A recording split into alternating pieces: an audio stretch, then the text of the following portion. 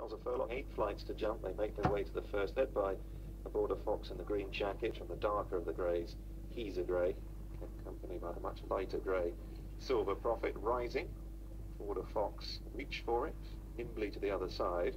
Towards the rear, early on, Yellow Cat, blinded by the light, is held up with Wednesday's Boy, who's down at the fence, and they're being preceded by John Charles in the cheek pieces. Crystal Prince with the red cap as Wing Gull now adopts a position of chasing the pace, which is a very strong one, set by Border Fox, who's careered into a 20-length lead coming down the hill.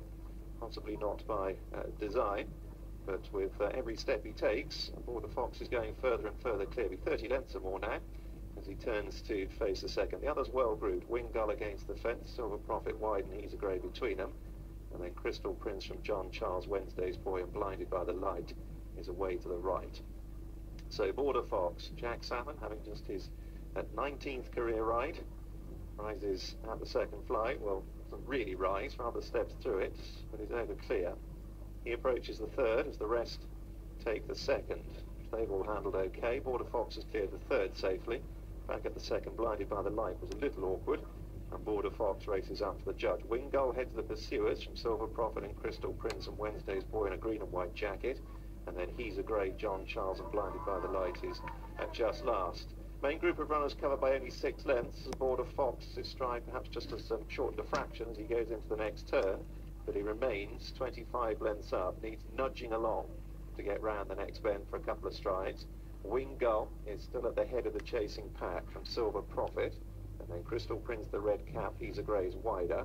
Wednesday's Boy is next, and then John Charles and Blinded by the Light as Border Fox takes the final part of the turn. Only 15 lengths clear now, approaching the fourth flight.